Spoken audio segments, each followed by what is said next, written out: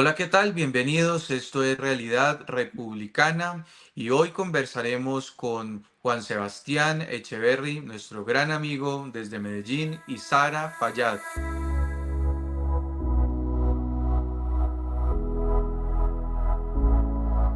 I said, ooh, and turn the lights off.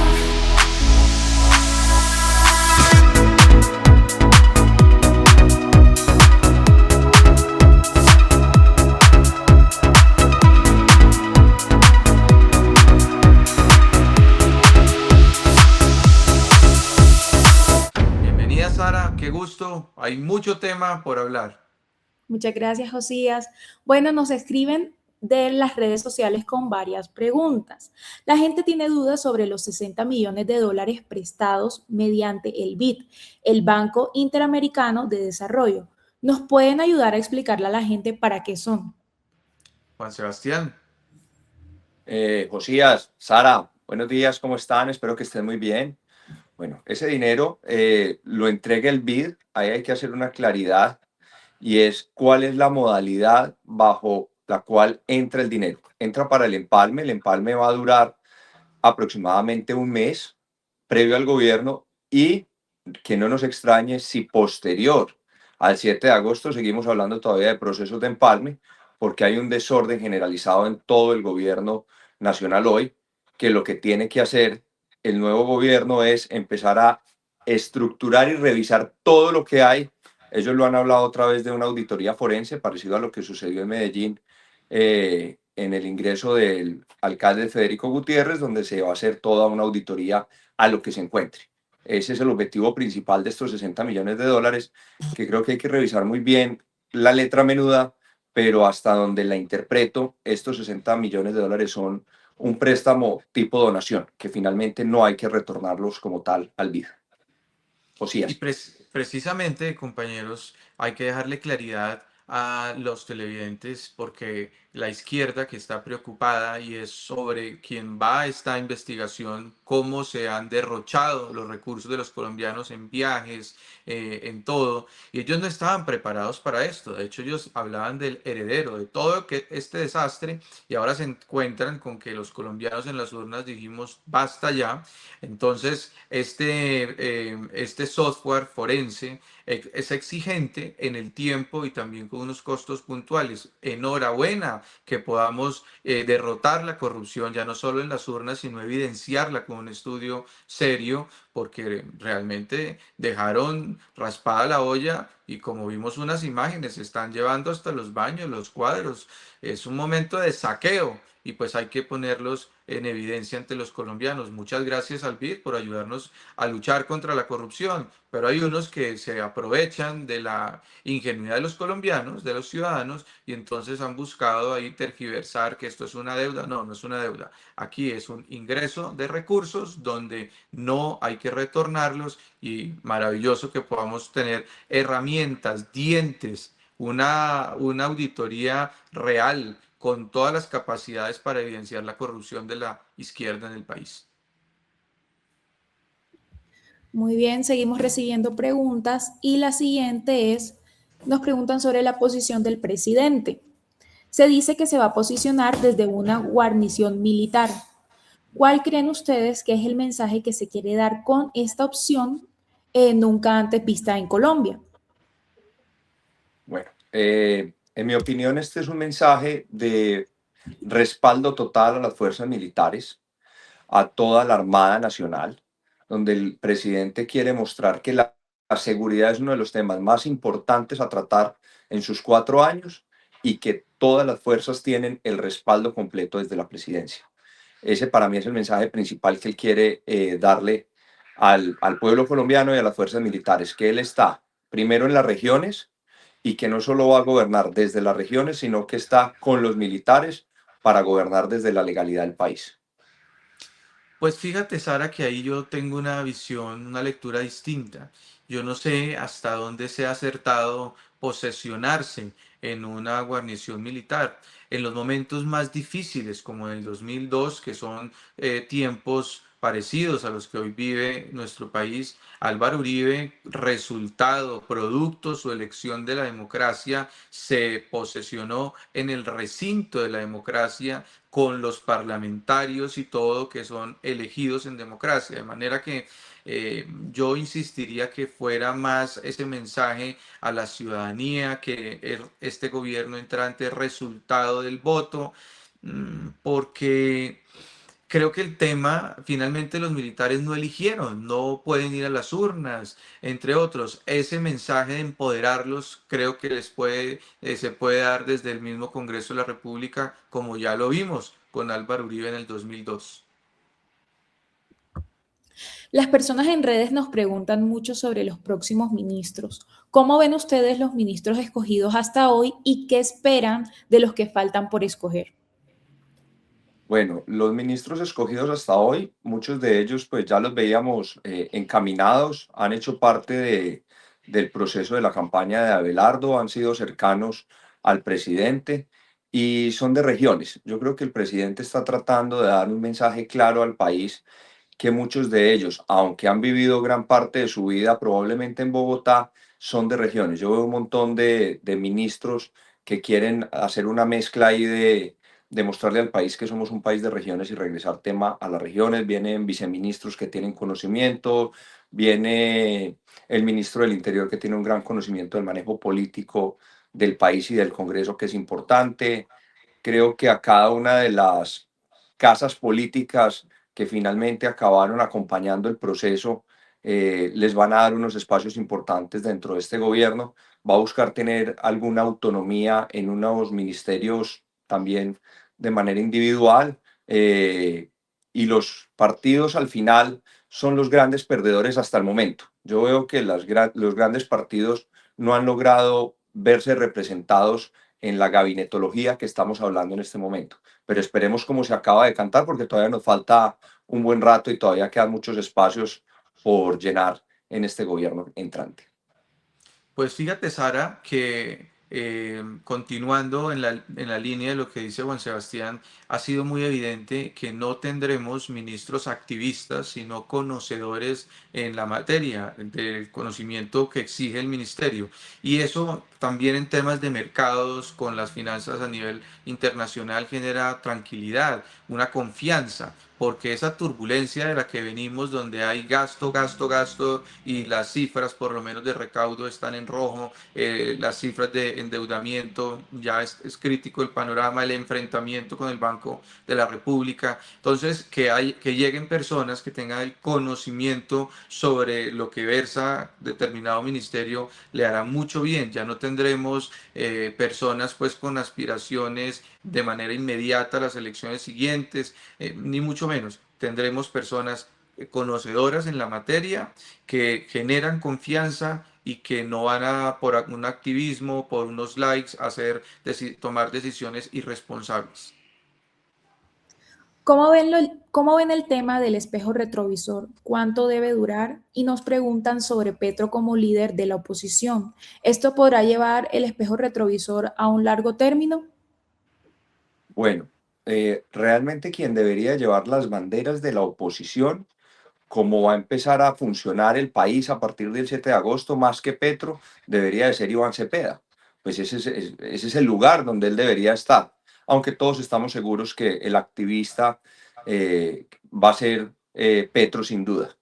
El espejo retrovisor hay que manejarlo con mucho cuidado, porque bien dice por ahí una frase que le acuñan a Angela Merkel, pues a los que eligen, los eligen realmente para solucionar los problemas que vienen y eso es lo que se deben dedicar, a trabajar hacia adelante y a ver cómo se estructura un nuevo país con lo que reciben.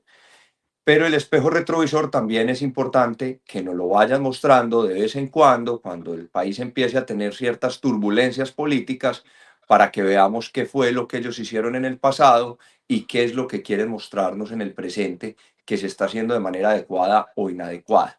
Yo creo que ahí es una parte política importante y un juego que el equipo de presidencia se lo tiene que jugar muy bien, porque cuando también entramos en ese tema de solo hablar del espejo retrovisor, empezamos a cansar también a la ciudadanía y a decir, venga, en vez de hablarme del otro mal, dedíquese a gobernar. y yo creo que tienen que saber manejar en equilibrio el espejo retrovisor. Pues Sara, fíjese que yo ahí también tengo una lectura distinta. Yo creo que el espejo retrovisor hay que tenerlo durante todos los 4 años, porque Petro se va a dedicar a la calle durante todos los 4 años a criticar y a decir que se está haciendo mal lo que en el presente y hay que salir a decir es que lo estamos haciendo mejor de lo que usted hizo en su momento. Eso me parece que hay que tenerlo claro. No mostrarle sus errores sería el mejor escenario para el petrismo, ¿no? Hay que insistir en cada uno de los derroches, escándalos de corrupción durante cada uno de los 4 años. Pero fíjese, a mí me preocupa que no solamente sea el espejo retrovisor, sino que se mantengan o busquen mantener las dinámicas como el voto fusil. Ahí no podemos permitir entonces que se den continuidad a todo lo que hemos visto que ha utilizado la izquierda a la hora de hacer política. Ese voto fusil no puede controlar, no puede continuar. De manera que las acciones contundentes que tome el gobierno de Abelardo Raspriella en materia de seguridad, en materia de extradición, en materia de neutralización hacia los cabecillas criminales, pues también será un elemento que va a determinar si el petrismo se fortalece o no. Ya hemos visto que muchos o algunos sectores indígenas reaccionan bajo la voluntad de algunos capos del narcotráfico, son los que les han financiado su movilización, entre otros. Ha sido parte de la investigación eso. Si ese escenario lo volviéramos a tener cada vez que el petrismo salga a las calles por cuenta de una acción militar, pues también serviría para que la opinión pública se vaya guiando de qué lado están ellos y qué es lo que defienden ellos. Pero sin duda aquí hay unos elementos comunes en estos 4 años que va a ser el estado de opinión desde el manejo del país, estado de opinión donde haya más liderazgo, más presidente, y desde la oposición liderada por Petro como la calle. El estado de opinión que ha planteado Petro fue lo que ya vimos durante los años de desastre, que quemaban ambulancias, las bloqueaban, atravesaban cables en el Portal Américas, entre otros. Eso ya lo conocemos, pero ahorita vienen reencauchados porque han tenido 4 años donde se están financiando con los recursos del Estado. Entonces vamos a tener eso y sin duda el país va a tener 4 años de calle intensa y hay que tener un análisis objetivo para que no se caiga en el populismo de ninguno de los dos lados. Bien, nos siguen preguntando algo que genera confusión y es el anuncio del ministro de Hacienda de dejar llevar los impuestos a solo 3 impuestos es el principio de la descentralización, trasladando el resto de impuestos a las regiones. Bueno, ahí la Constitución habla claramente de las autonomías regionales. Eso lo han tratado de voltear por todas partes. Unos han hablado de la federalización del Estado, otros hablan de las autonomías como realmente está en la Constitución y otros empiezan a decir que las regiones donde hay mayor capacidad de productividad pues van a tratar de independizarse. Yo creo que ahí no hay temas de independencia, ahí no hay temas incluso ni de federalismo porque seguiremos regidos bajo la misma Constitución. Es un tema de justicia donde los departamentos y las regiones se tienen que volver cada vez más competitivos, porque la competitividad es la que les va a permitir tener muchísimos más ingresos para reinvertir en sus territorios. El Estado está en deuda realmente con las regiones en esta parte. Yo creo que la autonomía fiscal es importante, los territorios deben administrar sus propios recursos y finalmente los votantes sienten mucho más cercano y sienten la obligación de exigirle a su gobernante más local que al nacional. Cuando uno sale a las elecciones nacionales, casi siempre es un tema mediático, de información muy global. Cuando uno sale a las locales, finalmente el elector tiene un contacto mucho más directo con ese candidato, sea a la gobernación, a la alcaldía, a la asamblea, al consejo, a la junta administradora local. Entonces tienen una cercanía y una responsabilidad también quien queda electo de saber cómo se invierten los recursos. Estoy totalmente de acuerdo que Colombia urge de la autonomía fiscal y creo que eso obligaría a que no solo se adelgace, como hablan de una medio liposucción, no, es un adelgazamiento total del Estado para poder que siga sobreviviendo el Estado Nacional y que todas las regiones tengan unos buenos recursos para ejecutar en ellas, con la transversalidad obviamente que lleva el país en algunas obras de infraestructura que claramente se necesitan que atraviesen varios departamentos. Pues me parece un muy buen insumo para un debate que el país hoy reclama. Sin embargo, más allá del debate, cualquier directriz, cualquier decisión formal frente a eso se caería en la Corte, porque la Constitución de manera puntual dice que somos un Estado unitario y centralista. Creo que el debate hay que darlo, pero pues tendríamos que cambiar todo el diseño constitucional que hoy tenemos y que la Constitución del 91 definió. Entonces ya veremos si la Corte los tumban y en esa realidad ya hemos visto cómo ha significado en materia presupuestal las decisiones de la Corte en los últimos años, la irresponsabilidad de los mismos del mismo gobierno de Gustavo Petro. Entonces creo que el debate sí hay que darlo, pero a la situación que hoy tenemos constitucional se caería en la Corte. Listo. Y ya por último, la gente quiere saber si se va a mantener la caída del dólar debido a la llegada del nuevo gobierno. Nos preguntan si es el momento de invertir en dólares o si el dólar ya está a su piso.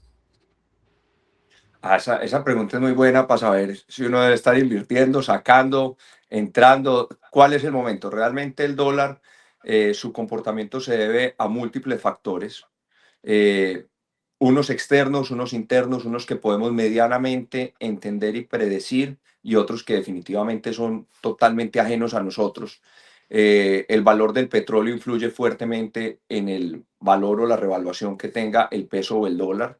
Entonces, mientras el tema de la guerra siga ahí, el petróleo esté alto, pues el dólar está bajo para tener una compensación. Tan pronto empiece a bajar el petróleo, el dólar debe de repuntar un poco y se debe evaluar el peso. En la parte interna, pues se habla de que hay demasiadas divisas entrando al país de todos los frentes, legales e ilegales. El tema de las divisas legales que están entrando vía remesas marca una tendencia importante a que el dólar esté bajo o estable en el país durante un tiempo. Y vemos que cuando entran gobiernos posterior a las dificultades que hemos tenido con Gustavo Petro, como el de Abelardo de la Espriella, es probable que al principio se vea esta reacción del dólar bajo, pero lentamente él no solo se estabiliza, sino que empieza a tener un ascenso lento y tranquilo, no con grandes picos, hacia el futuro. Esperemos a ver cómo se comporta realmente, pero creo que hay muchos factores para no determinar si el dólar va a seguir subiendo o bajando en este momento. Creo que está bajo, creo que hoy aporrea fuertemente a los exportadores. Están felices los importadores, pero ese equilibrio es sumamente complejo de entender y de manejar en la macroeconomía. La confianza que genera el gobierno de Abelardo de la Espriella se evidencia también en los mercados internacionales con respecto a Colombia. Y el dólar, pues también deja con claridad que esa tranquilidad es sustancial. Y frente a eso tenemos hoy personas mirando hacia el país nuevamente para invertir. Será un reto para el gobierno de la Espriella materializar esas inversiones en materia de seguridad ciudadana, que la inversión no se termine quedando ahí como embolatada por los grupos criminales que operan en los diferentes departamentos del país, entre otros. Entonces será dependiente de muchas cosas, pero lo que sí genera hoy es esa tranquilidad, esa posibilidad de volver a mirar a Colombia como un destino de inversión y eso es maravilloso porque en los últimos años habíamos tenido de manera significativa un espanto, un exilio de la inversión y eso pues ya vimos cuántos trabajos se perdieron y lo que hoy necesitamos es que la gente no piense ni en calle, ni en bloquear ambulancias, ni en cables en el Portal Américas, ni alias 19, ni mucho menos. Necesitamos que la gente tenga como más, con cercanía su proyecto de vida, emprender, generar empleo, entre otros. Y eso se puede hacer con inversión. Bueno, estas fueron todas las preguntas. Muchas gracias a Josías y a Juan Sebastián por responder las preguntas que tienen a Colombia en duda, ¿no? Claro que sí, pues enhorabuena, qué maravilla, Realidad Republicana, este espacio para tener grandes debates con grandes protagonistas en estos 4 años que serán fundamentales en la era tecnológica, en la era digital. Ya vimos lo importante que significó en la elección del 2026 todo lo digital y frente a eso Lo que tenemos es un reto por delante de defender nuestro país y conectarlo con ideas que sean para salir adelante, para prosperar, generar empleo. Aquí nos vemos en Realidad Republicana. Listo, no se les olvide suscribirse, seguirnos y activar la campanita. Y al Listo. doctor Juan Sebastián, su invitación. Claro. Feliz tarde a todos, hombre. No, que sigamos en este tipo de reuniones. Me encanta que hablemos de todos estos temas del país. Esta es una actividad que tenemos que seguir desarrollando y a todos los invitamos a que se suscriban a Realidad Republicana, que nos acompañen, que estén con nosotros y esperamos que sea de todo el agrado de ustedes para que contemos siempre con ustedes. Un abrazo para todos.